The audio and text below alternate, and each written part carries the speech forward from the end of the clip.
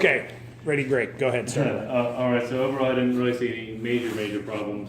We got T111 siding on three sides and then hardboard siding on the front. At some point recently, I would assume they added T111 siding over the plywood siding in the back. Overall, it's installed pretty well, except for at the penetration points, like where it comes up to the windows. We've got gaps in there. And three of the windows they caulked and filled the gaps, which is what I'd recommend you do. But at least one window and a couple other spots, there are just gaps in the siding. Okay. So at a bare minimum, I caulk it. But just Okay. remember, caulking is not permanent. So every 3 to 5 years, you'll have to go and recaulk. Okay. So the tangent on that, on the right and left sides, where you still have the existing T111 siding, the way that siding rots, it's in 4x8 sheets, and when paint is exposed or paint is no longer there and the siding is exposed, moisture absorbs into it and wicks across the panel. So I can see areas where that's happened, and then they put a trim board over it to cover the rot, which is totally acceptable and okay with me, except for they didn't install any flashing when they installed that board. So what will happen is whenever the caulking that's on there currently fails, water will run behind it and continue that same rotting process. So two solutions: one, keep an eye on all of those places where the new trim boards are and make sure you keep the bead of caulk on the top of it, or peel the caulking out, take off the trim board, and install Z flashing, which would be flashing that goes behind the siding, then out and over that trim board, just ensuring that water rolls out. Okay. That's the most egregious thing that I've seen. I guess the only other thing on the exterior is we do have a roofing leak where the roof, where the garage. All right, later. See you, Chad. Where the garage roof line meets the house roof line, there's an intersection there, and at that intersection, we're getting water into the attic. Now there's snow covering it right now, so I can't see what it is. You know, if the flashing is just looped up and water is, thawing and freezing and kind of rolling back, or if there is damage at that point. But I can also see pest invasion in that area, so I would definitely want to get a roofer up to make sure we get the shingles taken care of on the top, and then we repair any structural components that were damaged by the water and/or pests. Those are the big things. Everything else I'll go through with you. We can kind of go around and look at it. Those are the things that I saw off the bat that were kind of glaring to me. So Later. here's what your report's going to look like. I'll have it to you later tonight, and I'm going to cover the executive summary with you, which is what's at the front of the report. As all that's in the report too, I just highlighted so you and Todd can find it faster. I'm very good at mumbling, so stop me at any point. Your air conditioner, it's below 65 degrees, so I can't run it. It was manufactured in 2018 though, and it looks like it's in very good shape, so I'd be surprised if you have any trouble with it. On a visual inspection, it looks great. Moving to your furnace filter is a 20 by 25 by 1. They only have a 20 by 20 in there right now, so there's 5 inches of unfiltered air going through. I changed that filter as soon as possible, and we'll get to all that in a minute. This picture is mainly just showing you the furnace filter size you have and what way that arrow needs to be pointing. So here's where I'm complaining that we don't have the right size filter.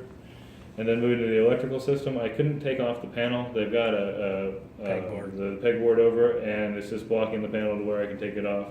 When and if you ever are at the point where you have that pegboard off and let me come pop off the panel, I'd be happy to. Okay. Or if you take off the panel, if you're comfortable with it yourself and want to take a picture of it, send it to me. I can analyze it pretty well from afar. If I see problems, then I can come in and look at it. GFI protection, those are the test and reset buttons you're supposed to have anywhere within 6 feet of water. Under electrical, I'm just generally saying, hey, we need to upgrade, and then I'll show you in the report the spots we need to do it. Offhand, I can tell you it's that outlet to the left of the oven. All your other outlets are protected, that one there is not. And then the laundry room, you're supposed to have it too, and you don't have it in there. So here is the attic insulation that's torn off, and this is over by where the leak is. And I think a pest or something's gotten in there that's torn away some of this. A pest meaning like a mammal? Like a mouse or a rat or something in there. And then this next picture is just for your plumbing and there by the water heater. I'm just showing you where your water shut off. It's the hardest one to reach out of all of them, of course, but that's your main shut off back behind the water heater. And on your roof, just being nitpicky on some things that I can see, like out in the field, we just have nails down, which is fine, but they need a bead of caulking over it. Caulking's not permanent, it's probably just failed at some point. We need to recaulk them. And then we'll cover that in flashings too. We've just got some shiners in the flashing. In this area, and we'll cover it on the siding, we've got some damage to the siding down below, and you can see where they've repaired it a couple times. Something you might consider if you continue to have any trouble in that area is changing this flashing to a kick-out flashing. So basically it's got like a little cup to the end of it that forces that water to kind of kick out away from the siding. And then here's where I'm showing you some damaged flashings in the back at the addition. And this is the same flashing, I just showed you the top and the bottom so you can see where it was. And then in general, I'm saying let's have a roofer come out here because we've got some damaged flashings, and more importantly, we've got water leaking into the attic. So as soon as we can get somebody able to walk up there, I'd like to get a roofer out there and get you patched up, so we're not having to worry about that anymore. I don't think it would be like an entire roof replacement or anything like that. I think it's just going to be patching and working with the shingle. But that being said, we've got 90% snow covered, so that roofer might have a different opinion. Right. If he does come out and say that it needs a new roof, though, I'd be happy to come out and give you my 2 cents as well. Okay. Moving to the exterior, the outlet right out here and on the patio, it just shakes back and forth, so I'd re-secure it. And the outlet out there, the main floor bathroom and the garage outlets are all tied together in the resets in this main floor bathroom. Okay. Your outdoor light fixtures are shaking, they're just loose, I'd re-secure them. And then the plywood siding, there are just some areas where it's damaged, and just there at the very bottom. Anytime you have stuff exposed like that, as long as it's primed and painted, I'm fine with it. But when it's exposed, it'll wick up the board and rot on you. So I'd paint all that. And then on the back side of the house, where they put on the siding, they didn't cover all the plywood siding. So down by the downspout on the left side, this siding is still exposed, and if you wanted to, you could put your fingers right through it. It is very rotten. So Okay. I consider putting just a little piece of hardboard in place of that. They've done some grading work on the right side of the house, and they've overgraded to the point where the earth is touching the siding. I like to always see at least a half inch of your foundation. And the tangent we were talking about the slab earlier, every part of your foundation I can see looks great. It looks better than most slabs I see. So I feel Okay. like you've got a solid slab. It's just, we want to keep it that way. And They probably did that to get the water to run away from that corner. Exactly. And what we still want that obviously to happen, just not with the siding up, or with the earth up against the siding.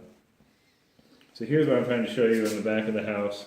They've used quarter round to cover the bottoms of your windowsills, and then they just haven't made it all the way up to the trim line with that. So the easy solution would be to caulk all this. The difficult solution would be to redo it or retrim it so it all matches up flush. Being real nitpicky on the hardboard siding, there are gaps at the seams.